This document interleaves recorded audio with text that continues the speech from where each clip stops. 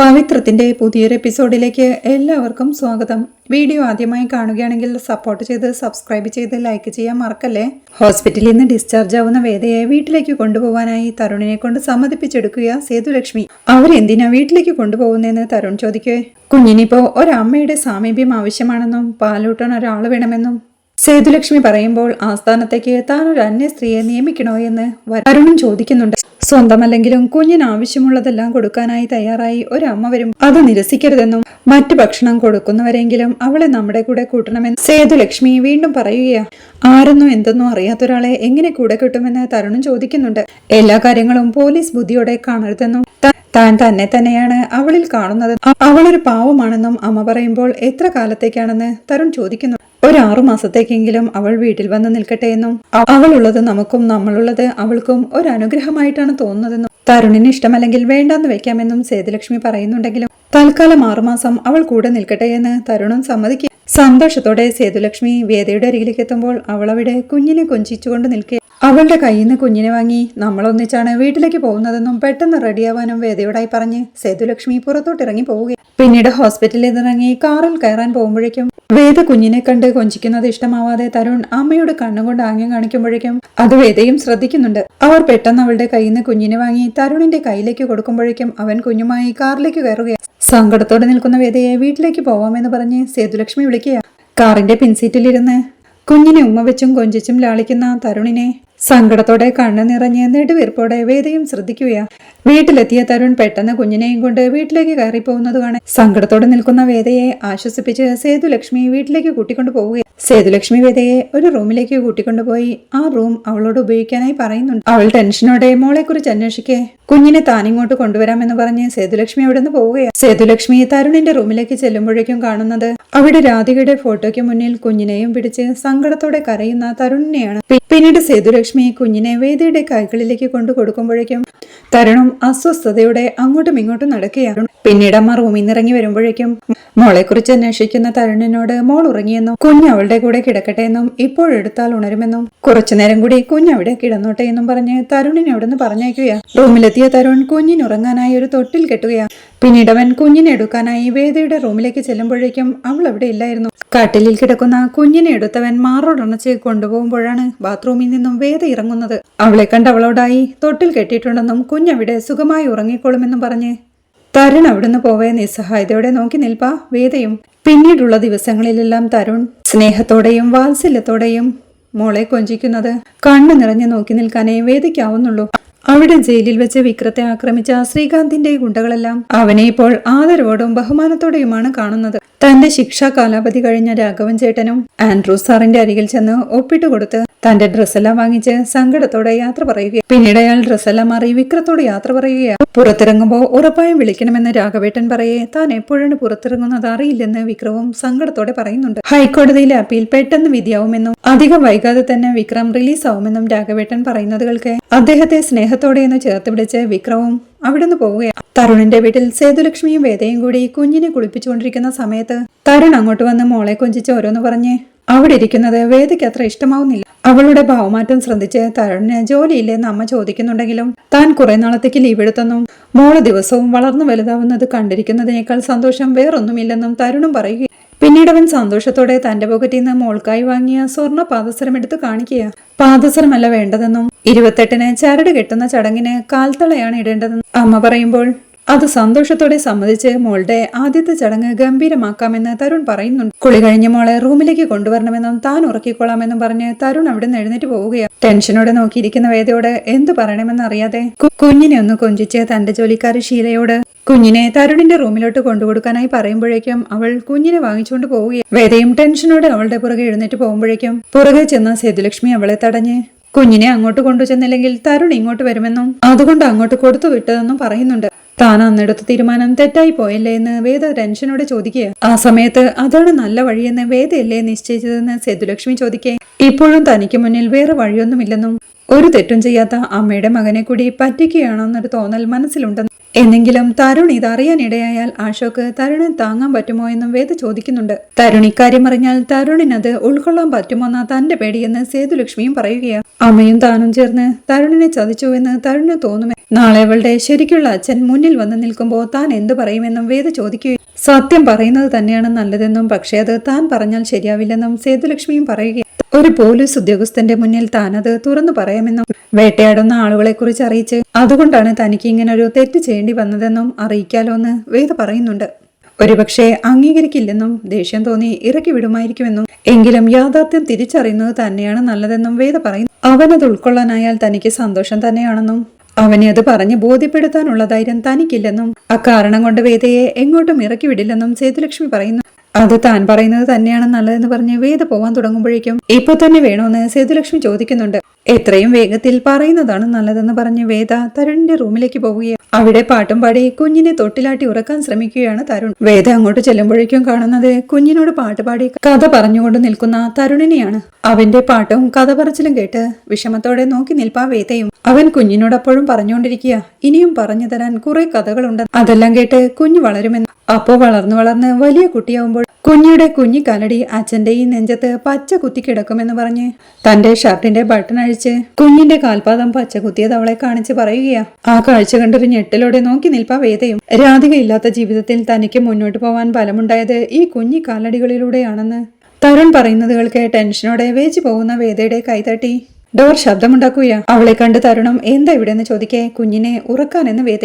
കഥ കേട്ട് അവൾ ഉറങ്ങിപ്പോയെന്നും ഉറക്കത്തിൽ കാണുന്ന സ്വപ്നങ്ങളിൽ കഥാപാത്രങ്ങളായിരിക്കുമെന്നും കഥ കേട്ട് വളരുന്ന കുട്ടികൾ ഒരിക്കലും തെറ്റുകാരായി വളരില്ല അല്ലേ എന്നും ചോദിച്ച് ഹാളിലേക്ക് ഇറങ്ങി തന്റെ കഥ വേദയോട് പറയുകയാണ് തരുൺ. 10ാം ക്ലാസ് വരെ നാട്ടിലായിരുന്നു പഠിച്ചതെന്നും 7ൽ പഠിക്കുമ്പോൾ കഥകളിലൂടെ കണക്ക് പഠിപ്പിക്കുന്നൊരു മാഷുണ്ടായിരുന്നുവെന്നും കണക്കിനൊപ്പം കഥകളും പാട്ടുകളും കവിതകളും ഒക്കെയായിരുന്നു മാഷിന്റെ ക്ലാസ്സിൽ മുഴുവനുമെന്നും 1 വർഷം മാത്രമേ താൻ ആ ക്ലാസ് അറ്റൻഡ് ചെയ്തുള്ളൂവെന്നും അതിനുശേഷം CBSEയിലേക്ക് മാറിയെന്നും പക്ഷേ ആ മാഷിന്റെ കഥകളും കവിതകളും എല്ലാം ജീവിതത്തിൽ മറക്കാതെ കൂടെ കൂട്ടിയെന്നും ആ മാഷിന്റെ പേര് സുധാകരൻ മാഷായിരുന്നുവെന്നും തരുൺ പറയുന്നത് കേൾക്കെ വേദയ്ക്ക് അതൊരു ഷോക്കാവുന്നുണ്ട്. ആ കാലത്തിന് ശേഷം താ മാഷിനെ കണ്ടിട്ടില്ലെന്നും ഇപ്പോ ജീവിച്ചിരിപ്പുണ്ടോന്ന് അറിയില്ലെന്നും അഡോളസൻസ് ആണ് ഒരു കുട്ടിയുടെ ജീവിതം നിർണയിക്കുന്നതെന്നും അക്കാലത്ത് ജീവിതത്തിലുണ്ടാവുന്ന പോറലുകളാണ് ഭാവിയെ നിശ്ചയിക്കുന്നതെന്നും തന്റെ കുഞ്ഞിന് അവൾക്ക് കിട്ടാവുന്നതിൽ വെച്ച് ഏറ്റവും നല്ല കുട്ടിക്കാലം കൊടുക്കണമെന്ന് മാത്രമേ തനിക്ക് ആഗ്രഹമുള്ളൂവെന്നും ഒരു കുഞ്ഞി പോറൽ പോലും അവളുടെ മനസ്സിൽ വീഴാതെ തെറ്റായ എല്ലാ കാഴ്ചകളിൽ നിന്നും അവളെ അകറ്റി നിർത്തണമെന്ന് എന്ന് പറഞ്ഞ്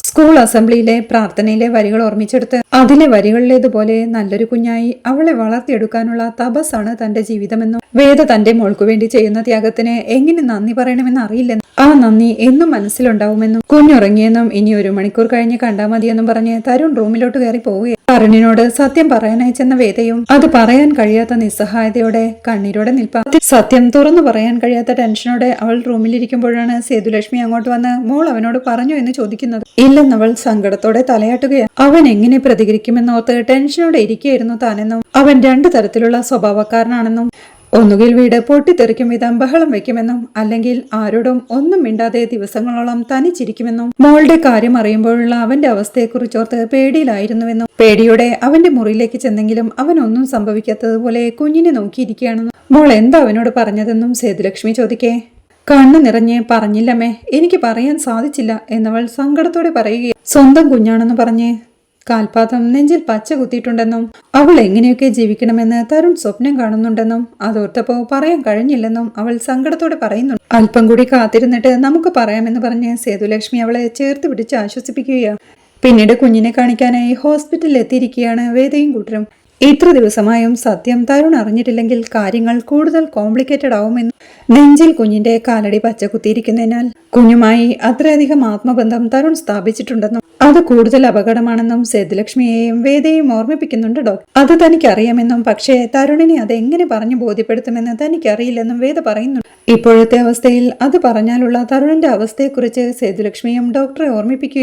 ഒരമ്മ എന്ന നിലയിൽ സേതുലക്ഷ്മിയുടെ പ്രശ്നം തനിക്ക് മനസ്സിലാവുന്നുണ്ടെന്നും പക്ഷേ വേദയും ഒരു അമ്മയാണെന്നും ഈ രീതിയിലാണ് കാര്യങ്ങൾ മുന്നോട്ട് പോകുന്നതെങ്കിൽ വേദയ്ക്ക് ബുദ്ധിമുട്ടാവുന്ന തരത്തിൽ കുട്ടിയുടെ മേൽ പല നിയന്ത്രണങ്ങളും നിബന്ധനകളും തരുൺ കൊണ്ടുവന്നേക്കാമെന്നും അത് മനസ്സിലാക്കുന്നത് നല്ലതാണെന്നും ഡോക്ടർ പറയുന്നുണ്ട്. താൻ ഇനി എന്ത് വേണമെന്ന് വേദ ടെൻഷനോടെ ചോദിക്കെ ഒരു സൈക്കോളജിസ്റ്റ് വഴി തരുണിനെ സത്യം ബോധ്യപ്പെടുത്താൻ ശ്രമിക്കണമെന്നും പ്രശ്നം പരിഹരിക്കണമെങ്കിൽ എങ്ങനെയെങ്കിലും അത് ചെയ്തേ പറ്റൂവെന്നും ഡോക്ടർ പറയുന്നുണ്ട്. എന്തെങ്കിലും ഒരു വഴി ഞങ്ങൾ നോക്കിക്കോളാമെന്ന് പറഞ്ഞ് അവർ ഡോക്ടറോട് യാത്ര പറഞ്ഞിറങ്ങുകയാണ്. ഇതിനിടയ്ക്ക് തരുൺ വന്നില്ലെന്ന് ഡോക്ടർ ചോദിക്കുമ്പോൾ പുറത്തുണ്ടെന്നും കുറെ ഒഫീഷ്യൽ കോൾസ് ചെയ്യാനുണ്ടെന്നും സേതുലക്ഷ്മി പറയുന്നുണ്ട്. പുറത്തിറങ്ങിയ വേദയോട് മോൾ എന്ത് തീരുമാനിച്ചു എന്ന് സേതുലക്ഷ്മി ചോദിക്കേ പറയണം, പക്ഷേ അതിനൊരു വഴി കണ്ടുപിടിക്കണമെന്ന് പറഞ്ഞ് അവർ നടന്നു നീങ്ങുമ്പോഴാണ് ശ്രീകാന്തിന്റെ ആളുകൾ അവിടെ നിൽക്കുന്നത് വേദ കാണുന്നത്. പെട്ടെന്നവൾ പരിഭ്രമത്തോടെ സേതുലക്ഷ്മിയെ വിളിച്ച് അവിടുന്ന് മാറുമ്പോഴേക്കും ശ്രീകാന്തിന്റെ ആളുകൾ അവളെ കാണുന്നുണ്ട്. അവൾ പെട്ടെന്ന് സേതുലക്ഷ്മിയുടെ കയ്യിലേക്ക് കുഞ്ഞിനെ കൊടുത്ത് പെട്ടെന്ന് കുഞ്ഞുമായി പുറത്തോട്ട് ഇറങ്ങി പോവാൻ പറയുകയാ.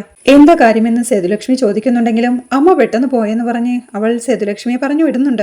അവർ പോയി കഴിയുമ്പോഴേക്കും സേതയും പുറത്തോട്ടിറങ്ങി തല ഷാൾ വഴി മൂടി അവിടുന്ന് നടന്നു നീങ്ങുന്നത് ശ്രദ്ധിച്ച് ആ ഗുണ്ടകളും അവളെ ഫോളോ ചെയ്ത് പോവുകയാ. അവൾ പരിഭ്രമത്തോടെ പേടിച്ചോടാൻ തുടങ്ങുമ്പോഴേക്കും ആ ഗുണ്ടകൾ രണ്ട് സൈഡിൽ നിന്നും അവളെ തടഞ്ഞു വെക്കുകയാണ്. ഷോൾ കൊണ്ട് മുഖം മറച്ചു നിൽക്കുന്ന അവളുടെ ഫോട്ടോയൊരുത്തൻ മൊബൈലിൽ പകർത്താൻ തുടങ്ങുമ്പോഴേക്കും മറ്റൊരുവൻ അവളുടെ മുഖത്തെ ഷോൾ പിടിച്ചു മാറ്റാൻ നോക്കുമ്പോഴാണ് തരുൺ അങ്ങോട്ട് വന്ന് അവരെ അടിച്ച് നിലംപരിശാക്കി. ആ ക്രിമിനൽസ് ഹോസ്പിറ്റലിലുണ്ടെന്ന് സ്റ്റേഷനിൽ വിളിച്ചറിയിക്കുന്നുണ്ട്. അവരുടെ കയ്യിൽ നിന്ന് രക്ഷപ്പെട്ട ആശ്വാസത്തോടെ വേദയോടി സേതുലക്ഷ്മിയുടെ അരിയിലേക്ക് എത്തുമ്പോഴേക്കും എന്തുപറ്റി, ആരാ അവരാണോ എന്ന് സേതുലക്ഷ്മിയും പരിഭ്രമത്തോടെ ചോദിക്കുക. അതെ എന്ന് പറഞ്ഞവൾ പെട്ടെന്ന് സേതുലക്ഷ്മിയുടെ കയ്യിൽ നിന്ന് കുഞ്ഞിനെ പിടിച്ചു വാങ്ങുമ്പോഴേക്കും എന്നിട്ട് അവർ പോയോ മോളെ എന്ന് സേതുലക്ഷ്മിയും ചോദിക്കുന്നുണ്ട്. അപ്പോഴത്തേക്കും തരുൺ വന്നതുകൊണ്ട് രക്ഷപ്പെട്ടെന്ന് വേദ പറയേ. തരുൺ ആ സമയത്ത് അങ്ങോട്ടെത്തിയത് ഭാഗ്യമാണെന്നും ഇക്കണക്കിനെയാണെങ്കിൽ കുഞ്ഞുമായി വേദ എങ്ങനെ ജീവിക്കുമെന്ന ആശങ്കയും സേതുലക്ഷ്മി പങ്കുവെക്കുന്നുണ്ട്. ആ ക്രിമിനൽസിനെ അപ്പോഴേക്കും പോലീസുകാർ വന്ന് അറസ്റ്റ് ചെയ്തുകൊണ്ട് പോവുകയാണ്. ആ ക്രിമിനൽസിന്റെ അടുത്തു നിന്നും വേദയെക്കുറിച്ച് തരുൺ മനസ്സിലാക്കിയിട്ടുണ്ടാവുമോ എന്നും കുഞ്ഞ് തന്റേതല്ലെന്നും അറിഞ്ഞാൽ തരുൺ എങ്ങനെ പ്രതികരിക്കുമെന്നുള്ള ആശങ്ക സേതുലക്ഷ്മി പങ്കുവയ്ക്കുമ്പോഴാണ് തരുൺ അങ്ങോട്ട് വരുന്നത്. അവരാരാണെന്ന് സേതുലക്ഷ്മി ചോദിക്കേ ഡൽഹിയിലെ ചില ക്രിമിനൽസ് ആണെന്നും അറസ്റ്റ് ചെയ്തിട്ടുണ്ടെന്നും പറഞ്ഞു കുഞ്ഞിന് വേദയുടെ കയ്യിൽ നിന്ന് വാങ്ങിക്കാനായി തരുൺ പറയുന്നുണ്ട്. സേതുലക്ഷ്മി കുഞ്ഞിനെ വാങ്ങിക്കാതെ ടെൻഷനോടെ വേദയെ നോക്കി നിൽക്കണണ്ട് തരുൺ പെട്ടെന്ന് അവളുടെ കയ്യിൽ നിന്ന് കുഞ്ഞിനെ വാങ്ങിച്ച് നടന്നു നീങ്ങവേ സേതുലക്ഷ്മി വേദയും കൂട്ടി അവന്റെ പുറകെ പോവുകയാ. തരുണും കൂട്ടരും നേരെ ചെല്ലുന്നത് അമ്പലത്തിലേക്കാണ്. പ്രാർത്ഥിച്ചു മടങ്ങുമ്പോൾ ആ ഗുണ്ടകളെ കുറിച്ച് വീണ്ടും അമ്മ ചോദിക്കുന്നുണ്ട്. അന്ന് രാധികയെയും തരുണിനെയും ആക്രമിച്ചത് അവരാണോ എന്ന് അമ്മ ചോദിക്കേ അവരൊക്കെ ഇപ്പോ സബ് ജയിലിലാണെന്നും ഈ ആക്രമണം വേദയ്ക്ക് നേരെയാണെന്നും വേദയ്ക്ക് നേരെയുള്ള ആക്രമണം തന്റെ കുഞ്ഞിനെ ബാധിക്കുമെന്നും വന്നപ്പോ തന്നെ വേദയ്ക്ക് എന്തോ പ്രശ്നങ്ങളുണ്ടെന്ന് തനിക്ക് തോന്നിയെന്നും ഇനിയും ആളുകൾ പുറകെ ഉണ്ടാവുമോ എന്നും വേദയോടായി തരുൺ ചോദിക്കുന്നുണ്ട്. വേദ മറുപടിയൊന്നും പറയാതെ നിൽക്കെ തന്റെ മകളെ നോക്കാൻ വേദയെ കൂടെ നിർത്തിയാൽ അത് തന്റെ കുഞ്ഞിനെ ബാധിക്കുമെന്നും അവരുടെ അന്വേഷണം ഇനിയും തുടരുമെന്നും അത് തന്റെ കുഞ്ഞിനെ ബാധിക്കുമെന്നും തരുൺ പറയുന്നത് കേൾക്കെ ആരൊരുമില്ലാത്ത വേദയെ അവരുടെ മുന്നിലേക്ക് ഇട്ടുകൊടുക്കണമോ എന്നും ചോദിച്ച് തരുണിനെ അവിടുന്ന് പിടിച്ചു വലിച്ചു കൊണ്ടുപോവുകയാ സേതുലക്ഷ്മി. വേദയും സങ്കടത്തോടെ മനസ്സിൽ ചിന്തിക്കുന്നുണ്ട്. ഒരു വല്ലാത്ത പ്രതിസന്ധിയിലാണല്ലോ ഈശ്വര പെടുത്തിയിരിക്കുന്നത്. എന്റെ മോളുടെ അടുത്തുനിന്ന് മാറി നിൽക്കേണ്ട ഗതികേടിൽ എന്നെ കൊണ്ട് എത്തിക്കരുതേ ഭഗവാനെ എന്നവൾ മനസ്സ് നിറഞ്ഞ് പ്രാർത്ഥിക്കുകയാണ്. തരുണിനെ മാറ്റി നിർത്തി സേതുലക്ഷ്മിയും പറയുന്നുണ്ട് സ്വന്തം കുഞ്ഞിനെ പോലും സ്വന്തമായി കിട്ടാത്ത അവളോട് ഇങ്ങനെയൊക്കെ സംസാരിക്കാമോ എന്ന്. ഇനിയും അങ്ങനെയുള്ള ആക്രമണങ്ങൾ ഉണ്ടാവാൻ സാധ്യതയുണ്ടെന്നും തന്റെ കുഞ്ഞിന്റെ ഭാവി നോക്കണമെന്നും തരുണും പറയും. ഇതിലും വലിയ പ്രശ്നങ്ങൾ ഉണ്ടായിട്ടും തരുൺ ഇങ്ങനെ പതറിയിട്ടില്ലല്ലോ എന്ന് അമ്മ ചോദിക്കുക. ആ പഴയ തരുണിൽ നിന്നും പുറത്തു കടക്കണമെന്നും തന്റെ സ്വഭാവമാണ് തനിക്ക് രാധികയെ നഷ്ടപ്പെടുത്തിയതെന്നും ഇനി കുഞ്ഞിനെ കൂടി നഷ്ടപ്പെടുന്നത് തനിക്ക് ഓർക്കാൻ വയ്യെന്നും തരുൺ സങ്കടത്തോടെ പറയുന്നുണ്ട്. അതുപോലെ നമ്മുടെ സഹായം തേടി വന്ന ഒരാളാണ് വേദയെന്നും കുഞ്ഞിനും വേദയുടെ സാമീപ്യം ആവശ്യമാണെന്നും കുറച്ചുകാലം കൂടി അവളെ സംരക്ഷിച്ചു നിർത്താനായാൽ അത് കുഞ്ഞിനും ഒരു സഹായമാവുമെന്നും നമ്മുടെ കൂടെയാണെങ്കിൽ അവളെ തേടി ആരും വരില്ലെന്നും ആശ്രയിക്കുന്നവർക്ക് അഭയം കൊടുക്കാനാണ് ഈശ്വരൻ പറയുന്നതെന്നും ഉപേക്ഷിക്കാൻ ഒരിക്കലും പറയുന്നില്ലെന്നും വേദയെ അങ്ങനെ തള്ളിക്കളയരുതെന്നും അമ്മ അപേക്ഷിക്കുകയാണ്. ഭഗവാനെ നോക്കി കണ്ണു നിറഞ്ഞു നിൽക്കുന്ന വേദയുടെ അരികിലേക്ക് തരുൺ ചെന്ന് തൽക്കാലം താനൊന്നും അന്വേഷിക്കുന്നില്ലെന്നും എപ്പോഴെങ്കിലും എല്ലാ കാര്യങ്ങളും തുറന്നു പറയണമെന്നും തന്റെ മകളെ ബാധിക്കാതെ തനിക്കത് പരിഹരിച്ചേ പറ്റൂവെന്നും തരുൺ പറയുമ്പോൾ അവന്റെ കയ്യിലിരുന്ന് കരയുന്ന കുഞ്ഞിനെ കണ്ട് കുഞ്ഞിനെ കരയിക്കാതെ വേദയ്ക്ക് കൊടുക്കെന്ന് അമ്മ തരുണിനോടായി പറയുന്നുണ്ട്. അവൻ കുഞ്ഞിനെ അമ്മയുടെ കൈകളിലേക്ക് നൽകി താൻ കാറിലുണ്ടാവുമെന്ന് പറഞ്ഞ് അവിടുന്ന് പോവുകയാണ്. അവിടെ വിക്രം ജയിലിൽ പറമ്പിൽ പണിയെടുക്കുമ്പോഴാണ് ആൻഡ്രൂ സാർ അങ്ങോട്ട് വന്ന് താനൊരു പരോളിന് ശ്രമിക്കുന്നുണ്ടെന്ന് പറയുന്നത്.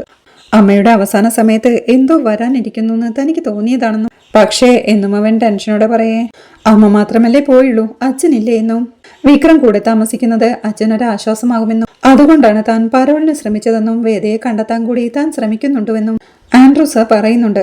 ആര് ശ്രമിച്ചാലും അവളെ കണ്ടെത്താൻ കഴിയില്ലെന്നും സ്വയം പതുങ്ങിയിരിക്കുന്ന അവൾ താൻ പുറത്തിറങ്ങുന്ന ദിവസം തിരിച്ചു വരുമെന്നും ഒന്നിച്ച് ജീവിക്കാനും ഓരോന്ന് ചെയ്തു കൂട്ടിയവരോട് തോളൊപ്പം നിന്ന് ഫൈറ്റ് ചെയ്യാനും അവൾ എത്തുമെന്നും വിക്രം പറയുന്നത് കേൾക്കെ പോയ വേഗത്തിൽ ഇങ്ങോട്ട് തന്നെ തിരിച്ചു വരാനാണോ പരിപാടിയെന്ന് സാറും ചോദിക്കുന്നുണ്ട്.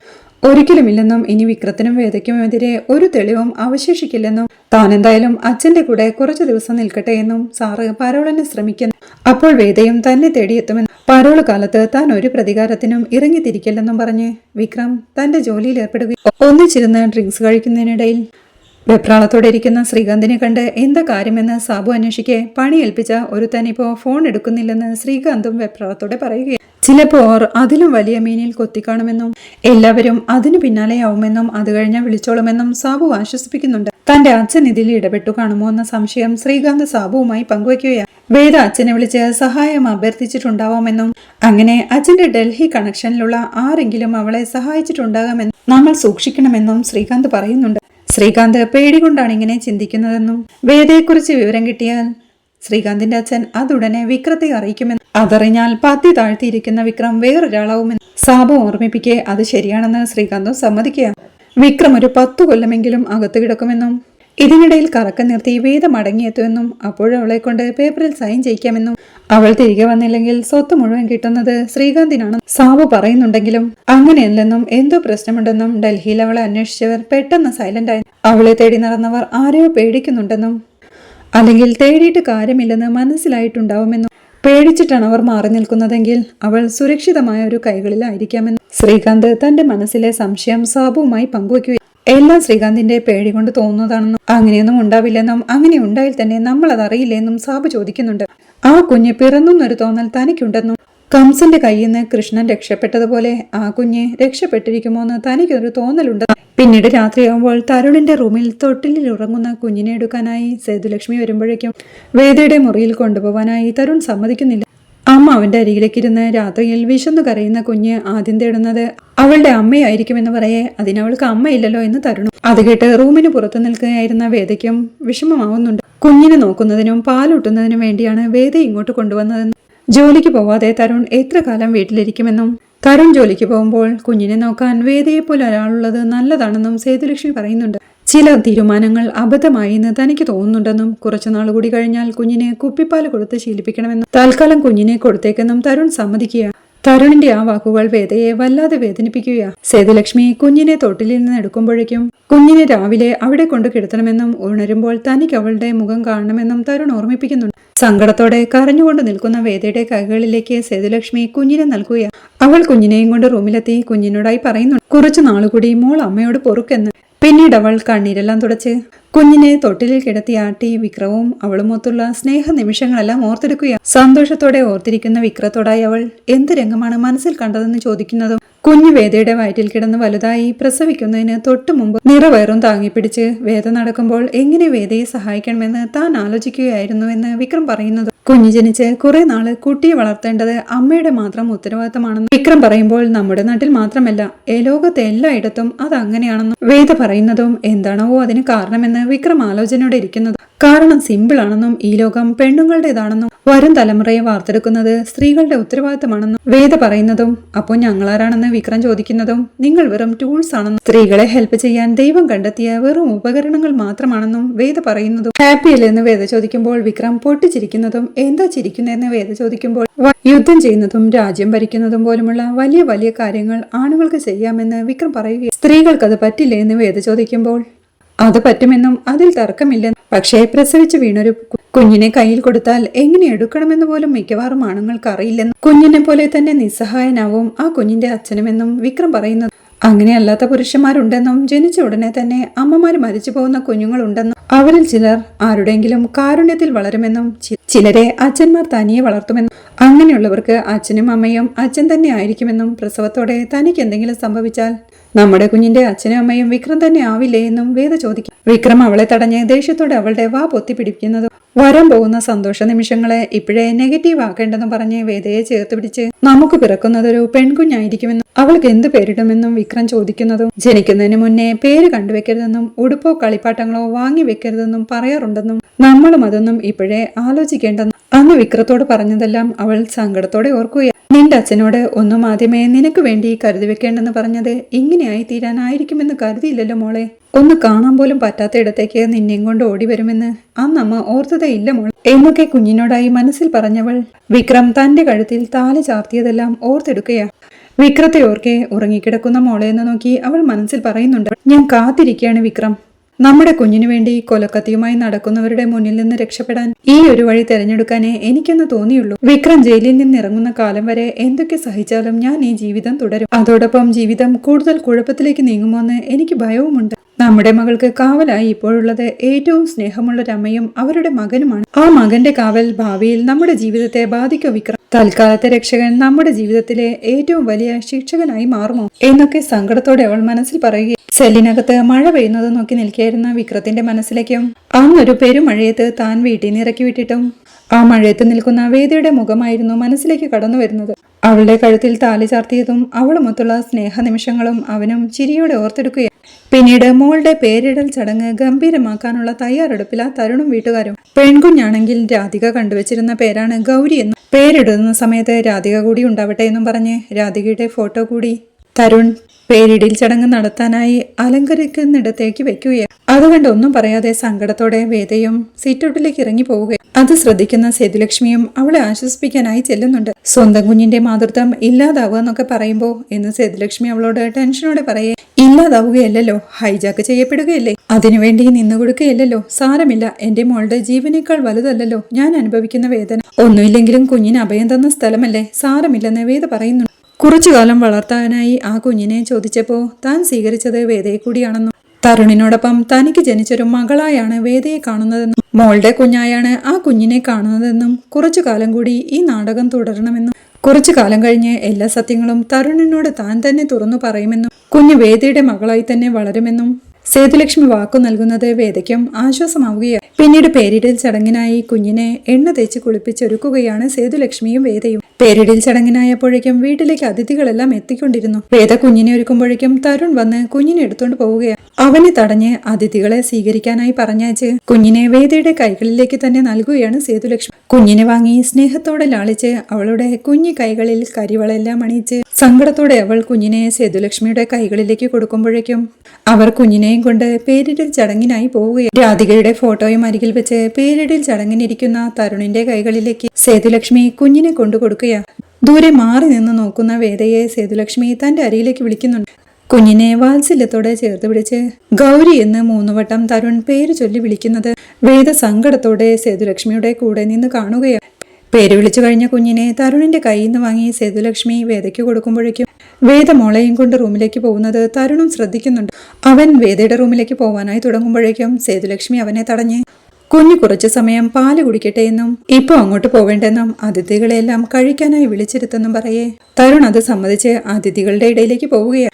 മടിയിലിരുത്തി കുഞ്ഞിനെ കൊഞ്ചിക്കുന്ന വേദയുടെ അരികിലേക്ക് ചെന്ന് സേതുലക്ഷ്മി അവളെ ആശ്വസിപ്പിക്കുകയാണ്. പിന്നീട് അതിഥികളെല്ലാം യാത്രയാക്കി തരുൺ അങ്ങോട്ട് വന്ന് വേദയുടെ കയ്യിൽ നിന്ന് കുഞ്ഞിനെ വാങ്ങിച്ചുകൊണ്ട് പോവുകയാണ്. നിസ്സഹായതയോടെയും സങ്കടത്തോടെയും കരയാൻ മാത്രമേ വേദയ്ക്കാവുമായിരുന്നുള്ളൂ. കുഞ്ഞിനെയുമായി റൂമിലെത്തുന്ന തരുണും രാധികയുടെ ഫോട്ടോ കാണിച്ചു കൊടുത്ത് ഗൗരിയുടെ അമ്മയാണിതെന്ന് പറഞ്ഞ് കുഞ്ഞിനെ കാണിച്ചു കൊടുക്കുകയാണ്. ആ കാഴ്ച കണ്ടുകൊണ്ട് അങ്ങോട്ട് വരുന്ന സേതുലക്ഷ്മിയും തരുണിനെ ബെഡിലേക്ക് വിളിച്ചിരുത്തി താൻ പറയുന്നത് തെറ്റായി എടുക്കരുതെന്നും കുറച്ച് വലുതായി കഴിഞ്ഞാൽ കുഞ്ഞ് സ്കൂളിൽ പോകാൻ തുടങ്ങുമെന്നും അവിടെ വരുന്ന പല കുഞ്ഞുങ്ങൾക്കും അച്ഛനും അമ്മയും ഉണ്ടാവുമെന്നും ഇപ്പോഴേ കുഞ്ഞിന്റെ ഉള്ളിൽ അമ്മയില്ലാത്തവളെന്ന തോന്നൽ ഉണ്ടാക്കിയെടുക്കരുതെന്നും അങ്ങനെയൊരു തോന്നൽ കുഞ്ഞിലുണ്ടായാൽ അത് പരിഹരിക്കാൻ തരുണിന്റെ സ്നേഹം മതിയാവില്ല. കുറച്ച് വലുതാവുമ്പോൾ എല്ലാം അവളെ പറഞ്ഞ് ബോധ്യപ്പെടുത്താമെന്നും അമ്മ പറയുന്നത് കേൾക്കെ അതുവരെ അമ്മയുടെ സ്ഥാനത്ത് ആശുപത്രിയിൽ നിന്ന് അവളെ നോക്കാൻ കൂട്ടിയ ആ സ്ത്രീയെ കാണിക്കണമെന്ന് തരുൺ ചോദിക്കും. ആരെയും അങ്ങനെ കാണിക്കാനായി താൻ പറഞ്ഞില്ലെന്നും ചെറുപ്പത്തിലെ അമ്മയില്ലാത്തവളാണ് താനെന്ന തോന്നൽ കുഞ്ഞിനുണ്ടാവരുതെന്നും അമ്മ പറയുമ്പോൾ രാധികയെ അപ്പോ ഒരിക്കലും ഇവളെ കാണിക്കരുതെന്നാണോ പറയുന്നതെന്ന് തരുൺ ചോദിക്കുന്നുണ്ട്. മോളുടെ ബാല്യം വിടുന്നവരെ അങ്ങനൊരു മുറിവ് മനസ്സിലുണ്ടാക്കരുതെന്ന് തരുണിനെ ഓർമ്മിപ്പിച്ച് അവനോട് ഓഫീസിൽ പോകാൻ റെഡിയാവാനായി പറഞ്ഞ് കുഞ്ഞിനെയും വാങ്ങി സേതുലക്ഷ്മി അവിടുന്ന് പോവുകയാണ്.